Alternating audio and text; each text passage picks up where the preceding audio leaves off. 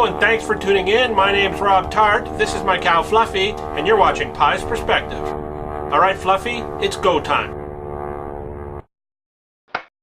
A 90-year-old woman in Germany answered her doorbell and was met at the door by three would-be thieves. The three thieves claimed that they were there to celebrate the woman's birthday. As it turns out, it happened to be the woman's 90th birthday and she was having a birthday party that day. Now Granny became suspicious when one of the thieves asked for a drink of water and then tried to hold a towel in front of her face. At that point, Granny hit the assailant in the face and pushed one of the other assailants out the door. The trio of thieves fled at that point. Now I gotta admit, I love this story. It's nice to know that there's still some justice in the world. It's the strong preying on what they believe is the weak, only to have it shoved back in their face. Maybe Grandma is a mixed martial arts fan. It would have been nice to see her choke out one of the assailants. I'm thinking we could open up new self-defense schools for the elderly. We could teach them to defend themselves from would-be assailants. We could call it senior samurais or aged aikido. We could start by teaching them regular punch and kick techniques. Then we could go into weapons techniques, like how to use a cane effectively. Maybe teach them biting techniques using special hardened false teeth. Teach them how to take down an assailant with wheelchair spin maneuvers. If there happens to be two elderly people living together, you could teach them some tag team techniques. Have one person hold the assailant while the other one pummels them with their walker. And this could open up a whole new market for senior citizen weaponry. Start manufacturing canes with a shank in the handle. You could have wheelchairs with missile launchers a la James Bond. Maybe a walker with cattle prods hidden in the legs. Just lift that walker up, point, and pull the trigger. The elderly wouldn't have to worry about being charged with assault, because what thief wants to admit to police that they got a beatdown from a 90-year-old grandmother?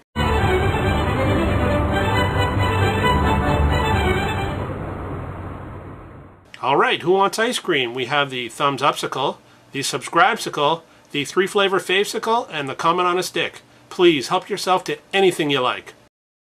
A couple of hunters shot and wounded a fox and then moved in to finish the animal off. The hunter decided to finish the animal off by using the butt of his rifle. The fox offered fierce resistance and a scuffle ensued.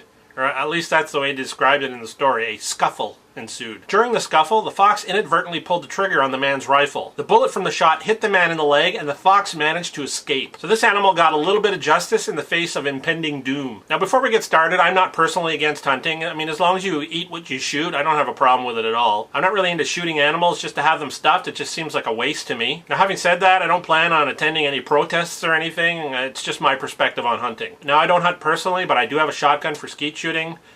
Skeets don't feel a lot of pain, so I don't feel too bad doing that, and generally they die quickly.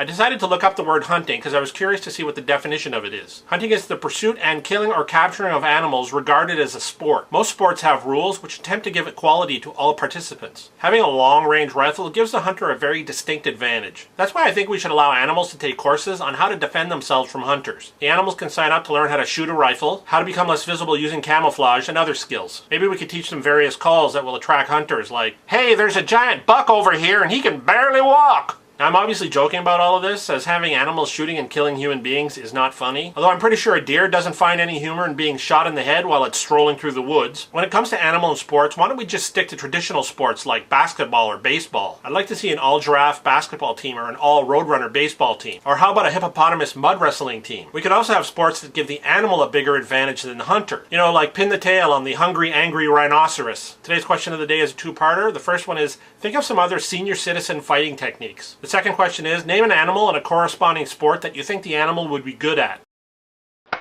Anyway, that's all I have for this week. Thanks for tuning in, and remember, it's not necessarily right or wrong, it's just my perspective. Fluffy, are you sure you packed this parachute correctly? Fluffy, are you okay? Oh, thank bovine for that. At that point, Granny hit the assailant. It's the strong preying on what they believe is too weak. It's the strong preying to. What the hell am I saying? Like I don't know what. Start manufacturing canes with a shank in the handle. A shank? What's a shank? Maybe cattle. The elderly. Now during the scuffle, the fox in it. That's why I think we should allow animals to take courses on how to become less visible using camouflage. Camouflage? The hell is that?